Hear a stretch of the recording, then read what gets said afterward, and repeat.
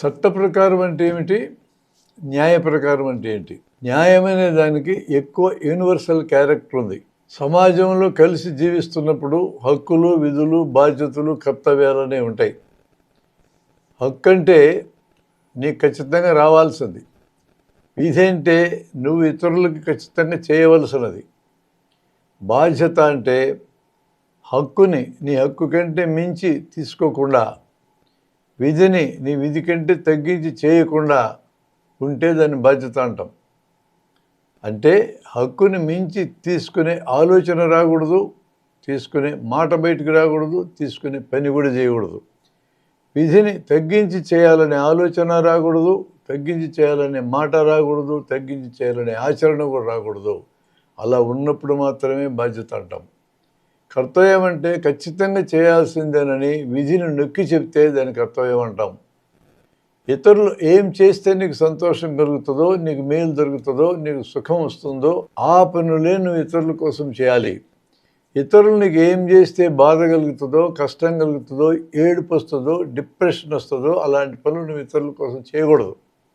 ఇది సమాజంలో ఒక యూనివర్సల్ ధర్మం. యూనివర్సల్ అనగానే ఒక ఎక్సెప్షన్ లేకుండా ఉండేదని అర్థం వస్తుంది. ధర్మాలకు ఒక ఎక్సెప్షన్ లేకుండా ఉండదు.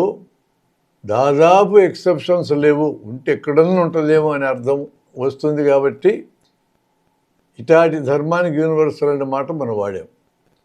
న్యాయం ప్రకారం అన్నప్పుడు ఈ ధర్మం ఆధారంగా ఆలోచించాలి. ప్రపంచంలో వివిధ దేశాల్లో రకరకాల చట్టాలు ఉంటాయి, రాజ్యాంగాలు వేరువేరుగా ఉంటాయి, కొన్ని తేడాలతో ఉంటాయి. అయినా కూడా వీటన్నిటికీ మూలాధారమైన సూత్రం ఇంతకుముందు చెప్పుకున్నదే. భారతంలో తిక్కన అనువాదంలో చెప్తాడు, వరులేవి వనరించిన ఇతరులు ఏమి చేస్తే నీకు బాధ కలుగుద్దు నువ్వు అది చేయొద్దు, ఇతరులు ఏం చేస్తే నీకు సంతోషం కలుగుద్దు అదే నువ్వు చేయి. దాని అర్థం అది. చట్ట ప్రకారం అన్నప్పుడు కొంచెం సర్దుబాటు ఉంటుంది, కొంచెం అటు ఇటు ఉంటుంది. న్యాయ ప్రకారం ఎదుటి వాళ్ళకి బాధ కలిగించకూడదు, కానీ చట్టంలో ఎదుటి వారికి మాటల ద్వారా బాధ కలిగిస్తే శిక్షలే ఉండవు. న్యాయం ప్రకారం అప్పు చేసి ఎగ్గొట్టకూడదు, చట్ట ప్రకారం అప్పు చేసి ఎగ్గొడితే కొంతమందికి శిక్షలు ఉండవు. 3 ఏళ్ళు ప్రామిసరీ బాండ్ పనిచేస్తుంది. 3 ఏళ్ళు దాటే లోపల తిరగ రాసుకుంటే పని చేస్తుంది మరో 3 ఏళ్ళు. తిరగ రాసుకోవడం లేట్ అయిందనుకో చట్ట ప్రకారం ఆ బాండ్ పనిచేయదు. కానీ న్యాయ ప్రకారం ఆ బాండ్ ఉన్నా లేకపోయినా నువ్వు అప్పు తీర్చాలి. తీర్చగలిగే శక్తి లేనప్పుడు విషయం వేరు, శక్తి ఉంటే ఖచ్చితంగా తీర్చాలి. బ్యాంకుల నుంచి లక్షల కోట్లు అప్పులు తీసుకొని ఎగ్గొట్టిన వాళ్ళకి చట్ట ప్రకారం శిక్షలు ఉండవు. వాళ్ళ అప్పులన్నీ బ్యాంకు రికార్డుల్లో తీసేస్తారు.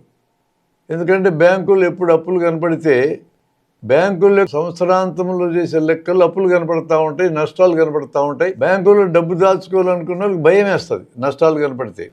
నష్టాలు కనపడకుండా ఉండాలంటే ఈ పారు బకాయిలన్నింటినీ పక్కన పెట్టాలి, కనపడనీయకుండా పైన దుప్పటేసి కప్పాలి. అదే కప్పుతున్నారు. అది మళ్ళీ మేము వసూలు చేసుకుంటాను ప్రభుత్వాలు అంటాయిలేండి. 10% వసూలు అవుతుంది, మిగతా 90 ఉష్కాకే.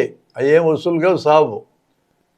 కానీ మనకు వసూలు అయితే చెప్తా ఉంటారు, లెక్కల్లో కనపడకుండా దాచిపెడతారు. ప్రామిసరీ నోటు రాస్తుంది వాగ్దానం అని అర్థం. వాగ్దానానికి నిలబడాలి న్యాయ ప్రకారం. ప్రామిసరీ నోటు రాసి అప్పు చెల్లించకుండా ఎగ్గొడితే ప్రామిసరీ నోటు కలిగిన వాడు కోర్టుకు వెళ్ళాలి. కోర్టుకు వెళ్తే పరిష్కారం అవుతుందో లేదో తెలియదు. 3 సంవత్సరాలు దాటితే ప్రామిసరీ నోటు చెల్లదు. ఇది చట్ట ప్రకారం అన్నమాట. న్యాయం ప్రకారం మాట్లాడితే ప్రామిసరీ నోటు ఉన్నా లేకపోయినా డబ్బు అప్పు ఉన్నట్టే, తెచ్చగలిగిన వాళ్ళు అప్పు తీర్చాల్సిందే.